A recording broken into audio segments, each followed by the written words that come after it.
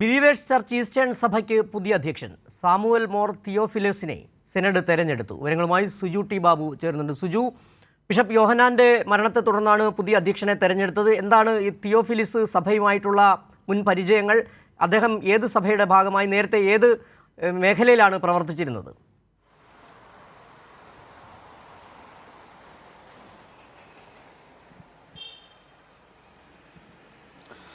സിജു, അദ്ദേഹം ചെന്നൈ ഭദ്രാസന അധിപനായിരുന്നു. സഭയിലെ മുതിർന്ന മെത്രോപ്പൊലിത്ത കൂടിയാണ് അദ്ദേഹം.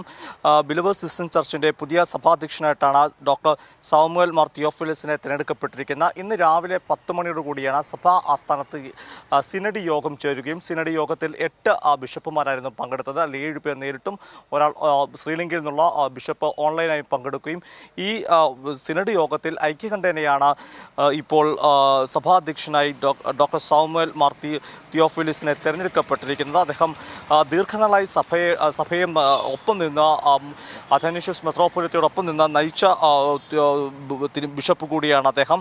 1997 വൈദികനായി ചുമതലയേക്കുന്നത്. പിന്നീട് 2006 എപ്പിസ്കോപ്പിയായി ചുമതലയേക്കുന്നു. പിന്നീട് 2012 മുതൽ ബംഗളൂരു ഡിയോസസിൻ്റെ ഭദ്രാസന അധിപനായി കർണാടകയിൽ ചുമതലയേക്കുന്നു. 2008 മുതൽ 2012 കാലയളവിലായിരുന്നു അദ്ദേഹം ബാംഗ്ലൂരു ഭദ്രാസന അധിപനായി അദ്ദേഹം ചുമതല വഹിച്ചത്. പിന്നീട് അദ്ദേഹം 2012 മുതൽ 2013 വരെ അദ്ദേഹം ചെന്നൈ ഭദ്രാസന അധിപനായും ചുമതല വഹിക്കുന്നു. പിന്നീട് 2013 മുതൽ 2017 വരെയാണ് സിനഡ് സെക്രട്ടറിയായി അദ്ദേഹം ചുമതല വഹിക്കുന്നത്.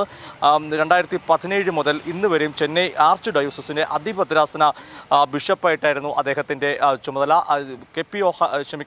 അഥനേഷ്യസ് മാർ യോഹാൻ മെത്രോപ്പൊലിത്ത കാലം ചെയ്ത ശേഷം സഭയുടെ താൽക്കാലിക ചുമതലയും അദ്ദേഹത്തിന് തന്നെയായിരുന്നു. ഇപ്പോൾ തിരഞ്ഞെടുക്കപ്പെടുന്ന വരെ താൽക്കാലിക ചുമതലയും വഹിച്ചിരുന്നത് അദ്ദേഹമായിരുന്നു. പത്തനംതിട്ട സ്വദേശി തന്നെയാണ് ഈ പുതിയതായി തിരഞ്ഞെടുക്കപ്പെട്ട സാമുവൽ മാർ തിയോഫിലിസ് തിരുമേനി. ഇദ്ദേഹത്തിന് സഭയെ തിരഞ്ഞെടുക്കപ്പെട്ടതിൽ സഭാ ആസ്ഥാനത്ത് സെൻറ് തോമസ് ചർച്ചിൽ വെച്ച് നടന്ന ചടങ്ങിലാണ് പ്രഖ്യാപനമുണ്ടായത്. തന്നിൽ ഏൽപ്പിച്ച ഉത്തരവാദിത്തത്തിന് അല്ലെങ്കിൽ ദൗത്യത്തിന് നന്ദി രേഖപ്പെടുത്തുകയും അത് ഭംഗിയായി നിർവഹിക്കുമെന്ന് സഭയുടെ ലോകമെമ്പാടുമുള്ള വിശ്വാസികളോട് അദ്ദേഹം അറിയിക്കുകയും ചെയ്തിട്ടുണ്ട്. ബാബുവാണ് വിവരങ്ങൾ നൽകിയത്. ബിലീവേഴ്സ് ചർച്ച് ഈസ്റ്റേൺ സഭയ്ക്ക് പുതിയ അധ്യക്ഷൻ സാമുവൽ മാർ തിയോഫിലിസിനെ പുതിയ അധ്യക്ഷനായി സെനഡ് തിരഞ്ഞെടുത്തു.